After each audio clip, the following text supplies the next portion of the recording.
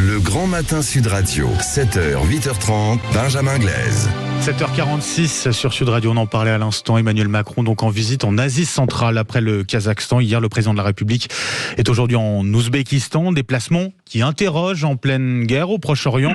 Michael Levistone, bonjour. Bonjour. Et merci d'être avec nous ce matin sur Sud Radio. Vous êtes chercheur associé à l'IFRI, spécialiste des républiques d'Asie centrale. Un tel déplacement, c'est vrai que ça peut surprendre dans le contexte actuel. Pour quelles raisons le président Macron a-t-il tenu à se rendre au Kazakhstan et en Ouzbékistan ? Écoutez, déjà, c'était une tournée centra-asiatique du président de la République française qui était prévue depuis un petit moment, qui a été repoussée à plusieurs reprises, donc c'est bien qu'elle se tienne.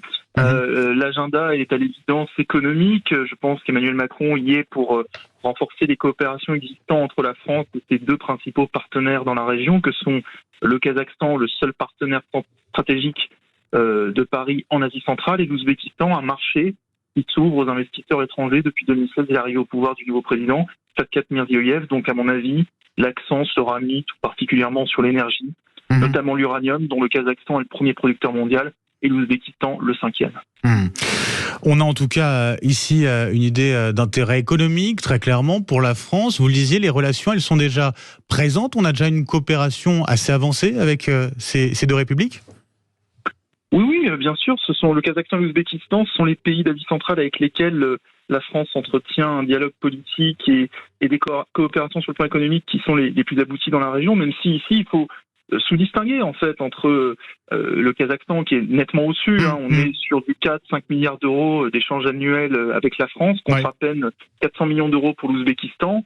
Et puis après, si on veut regarder ce qui se passe pour la France dans les autres républiques d'Asie centrale, le Tadjikistan est un pays avec lequel la France entretient un dialogue politique en haut lieu sur la situation en Afghanistan. Je rappelle qu'Emmanuel Macron avait reçu le président Rahmon à l'Élysée en octobre 2021, quelques semaines à peine après le retour des talibans au pouvoir à Kaboul. Le Kyrgyzstan, la relation économique est très très faible. On est sur du 50 millions d'euros annuels, donc c'est vraiment extrêmement marginal. Et puis le Turkménistan, un pays qui est totalement fermé, a quand même envoyé son ministre des Affaires étrangères, Rachid Meredov, à Paris en septembre dernier, où il a été reçu par son homologue Catherine Colonna. Donc ça peut revigorer un petit peu les relations politiques et diplomatiques entre la France et le quatrième pays au niveau des ressources gazières de la planète. Avec un enjeu diplomatique également. L'idée, c'est de contrecarrer d'une certaine manière l'influence russe et puis l'influence aussi de la Chine qui est de plus en plus forte sur la région. Oui, moi je suis très prudent en général avec ce type d'appréciation parce que la Russie reste quand même un partenaire économique, un partenaire sécuritaire de tout premier plan de l'ensemble de ces pays d'Asie centrale.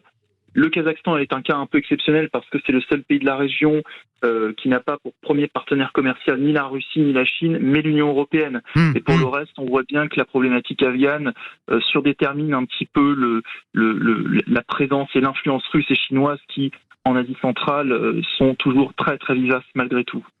Quelle est la nature de ces régimes politiques en place au Kazakhstan et en Ouzbékistan ? On est sur des régimes autoritaires ? Écoutez, ce sont pays en transition sur le plan politique déjà, parce que l'un et l'autre sortent de règnes très longs, personnels et donc oui, effectivement autocratiques, autoritaires, de Nursultan Nazarbayev pour le Kazakhstan et d'Islam Karimov pour l'Ouzbékistan. Alors les présidents actuels, Kassym-Jomart Tokayev au Kazakhstan et Shavkat Mirziyoyev en Ouzbékistan, ont engagé des cycles réformateurs, des cycles modernisateurs de la vie politique de leur pays. On parle de nouveau Kazakhstan, de nouvel Ouzbékistan. Bon, il est encore un peu tôt pour en apprécier la portée véritable, même si à ce stade, il y a eu, à mon sens en tout cas, plus de mesures concrètes mises en place par le Kazakhstan pour lutter contre le népotisme, pour encadrer la fonction présidentielle et pour renforcer le rôle du Parlement. En tout cas, c'est une région qui intéresse de plus en plus. On a notamment Erdogan du côté de la Turquie qui est attendu à Astana aujourd'hui. Ça vous surprend cet intérêt grandissant en tout cas ? Non, pas du tout. Il y a un effet de loupe, effectivement, sur l'Asie centrale depuis le déclenchement de la guerre en Ukraine le 24 février 2022. Mais le pays dont vous parlez, la Turquie, ça fait un petit moment qu'ils sont présents en Asie centrale. En 2009, Erdogan avait mis en place un conseil turcique, rebaptisé Organisation des États turciques en 2021.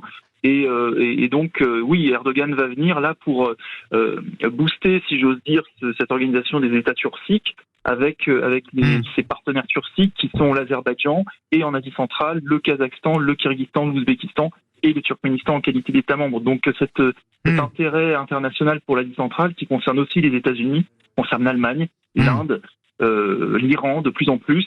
Ouais. C'est une tendance de fond qui est amorcée depuis avant la guerre en Ukraine, mais qui s'accélère au regard des événements actuels, évidemment.